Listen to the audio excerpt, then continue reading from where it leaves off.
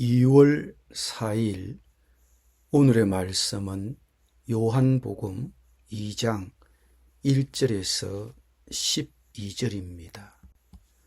사흘째 되던 날 갈릴리 가나에 혼례가 있어 예수의 어머니도 거기 계시고 예수와 그 제자들도 혼례의 청함을 받았더니 포도주가 떨어진지라.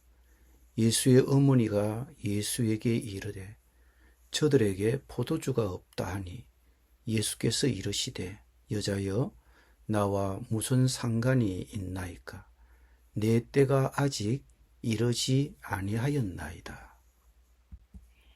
그의 어머니가 하인들에게 이르되 너희에게 무슨 말씀을 하시든지 그대로 하라 하니라.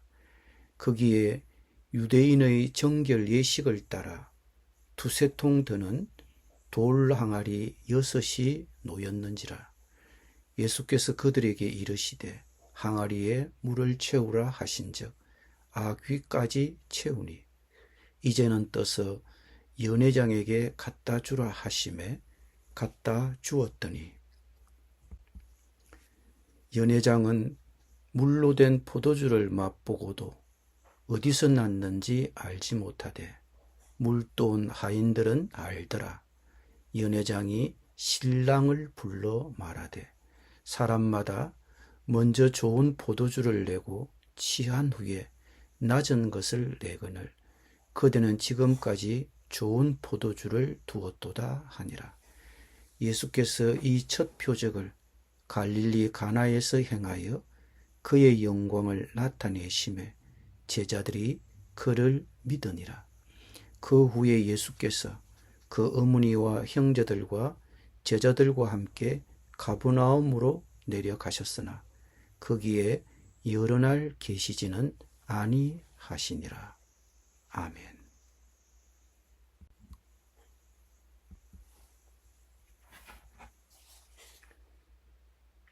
사흘째 되던 날에 갈릴리 가나에서 혼인잔치가 있었습니다.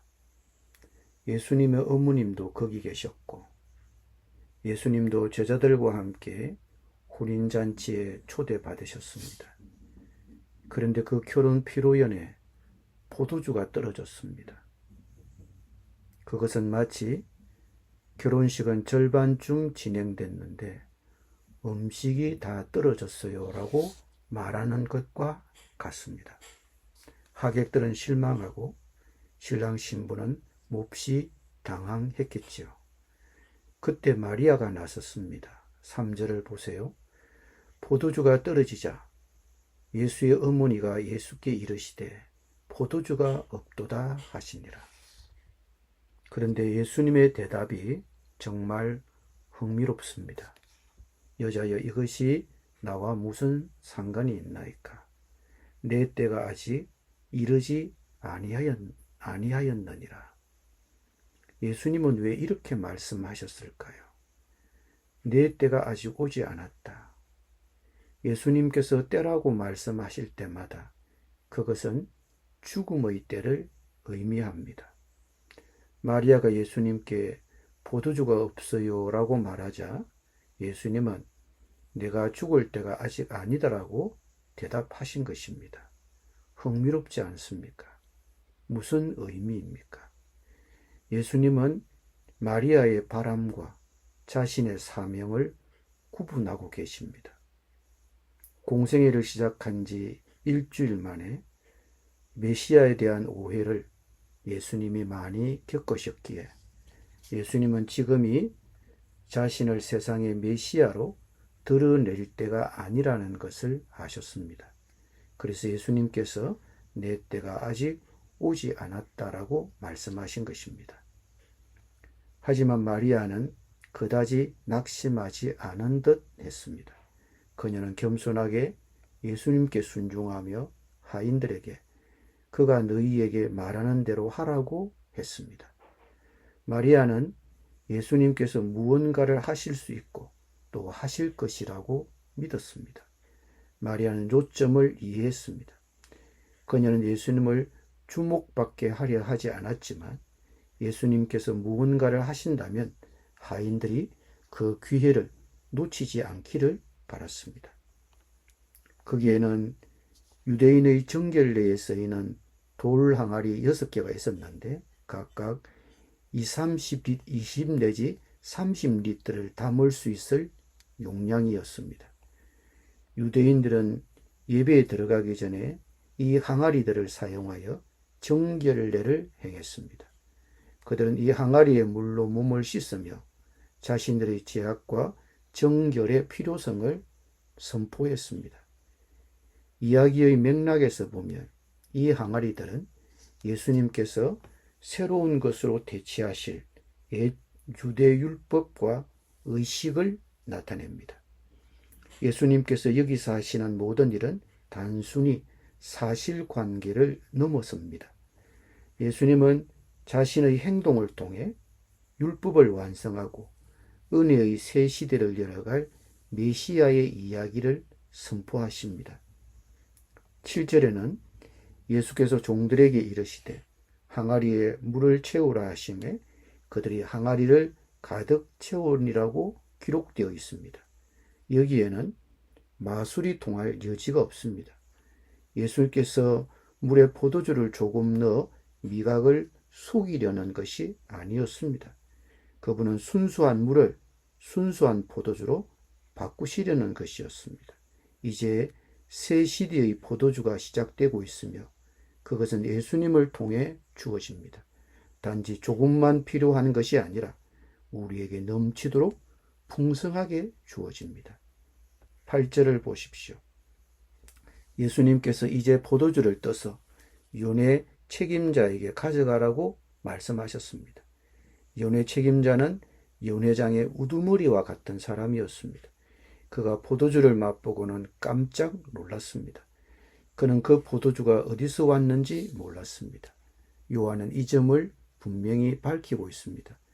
오직 하인과 제자들 그리고 아마도 마리아만이 무슨 일이 일어났는지 알고 있었습니다. 이것은 은밀한 기적이었습니다. 그래서 연회 책임자는 예수님이 아니라 신랑을 불러 10절에서 이렇게 말했습니다.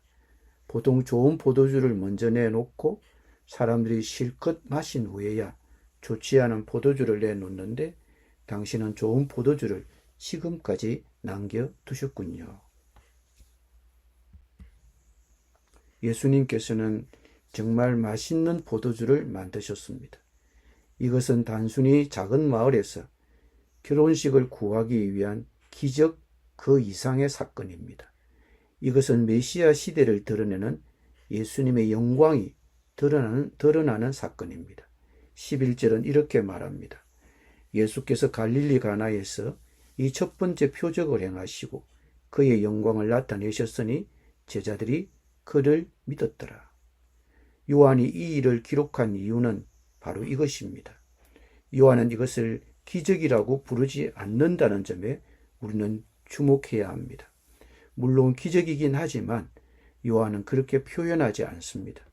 그는 이것을 표적, 사인이라고 부릅니다. 왜 그럴까요? 표적 혹은 사인은 어떤 역할을 할까요? 표적은 무언가를 가리킵니다. 길에서 서울 20km이라고 쓰인 표지판을 보면 앞에 무엇이 있는지 알 수 있습니다. 표지판이 방향을 알려주는 것입니다. 요한은 여기서 우리에게 방향을 제시하고 있습니다. 이것은 예수님을 가리키는 첫 번째 표적입니다. 왜 하필 이 표적을 보여주셨을까요? 예수님은 결혼식에서 기적을 행하고 계셨고 그 전에는 그저 초대받은 손님이었을 뿐입니다. 그렇다면 예수님은 무슨 생각을 하고 계셨을까요? 구약 성경 전체에서 하나님은 자신을 자기 백성의 신랑이라고 부르십니다. 그리고 신약 성경에서는 예수님을 신랑으로 묘사하시는 것을 찾아볼 수 있습니다. 하나님을 자기 백성의 신랑으로 묘사하는 이미지는 성경 전체에 걸쳐서 나타납니다. 예수님께서 이 결혼식에서 기적을 행하신 것은 단지 그 결혼식의 난감한 사정을 해결할 수 있었기 때문만이 아니라 더 나아가 나중에 거행하실 어린 양의 혼인잔치의 예표였기 때문입니다. 예수님은 신부인 교회와의 결혼식을 생각하고 계셨습니다. 최후의 만찬에서 마지막 잔을 마신 후 아버지의 나라에서 자신의 백성과 함께 다시 마시기 전까지는 포도주를 마시지 않겠다고 말씀하셨던 것을 아실 것입니다. 그 대가가 얼마나 클지, 그리고 그 대가가 자신에게는 결코 너무 크지 않다는 것을 생각하고 계셨습니다. 신부를 얻기 위해 자신이 죽으실 것을 생각하고 계셨습니다. 그는 어린 양의 혼인잔치를 생각하고 있었습니다. 그곳에서 어린 양은 그의 백성과 함께 거하며 그들의 눈에서 모든 눈물을 닦아주고 더 이상 고통도 슬픔도 죽음도 없을 것입니다. 그분의 신부는 결코 그분의 마음을 아프게 하지 않을 것입니다. 왜냐하면 그분 안에서 그들은 이제 완전해졌기 때문입니다. 예수님께서 그날 하신 모든 일은 나중에 있을 그날을 가리키는 것이었습니다. 왜 그분은 정결례식에 쓰이는 항아리를 사용하셨을까요? 그 항아리는 포도주를 담는 일반적인 항아리가 아닙니다. 그 항아리에 포도주를 채운 것은 율법이 성취되었고 새 포도주가 이제 준비되었다는 것을 의미합니다. 가장 좋은 것을 마지막에 남겨둔 것은 예수님과 그의 신부의 혼인이 모든 것 중에서 가장 아름다운 것이 될 것이라는 것을 말해 주는 것입니다. 예수님은 결혼식에 참석하시면서 어린 양의 혼인잔치를 생각하셨고 신부를 향한 간절한 그리움으로 마음이 가득 찼습니다. 그분은 신부에게 자신이 모든 것을 얼마나 철저하게, 얼마나 완벽하게, 얼마나 풍성하게, 얼마나 은혜롭게 이루실지 보여주고 싶어 하셨습니다. 예수님은 자신의 죽음과 부활과 성천으로 임할 구원의 잔치가 얼마나 풍성할지를 보여주기 위해 혼인잔치를 자신의 표적으로 삼으셨습니다. 그렇다면 이것이 우리에게는 무엇을 의미할까요? 그날 예수님께서 하신 일은 자신이 어떤 신랑이신지를 우리에게 보여주기 위한 것입니다. 갈릴리 가나 혼인잔치에서 예수님께서 행하신 표적은 예수님의 영광을 알아보고 우리가 그분을 믿게 하기 위함이었습니다. 그것이 예수님의 표적의 목적입니다. 요한복음을 읽으면 그분의 표적을 볼 때마다 우리는 이 사실을 환기시켜야 합니다. 표적은 그분의 영광을 나타내는 것입니다. 기도드립니다.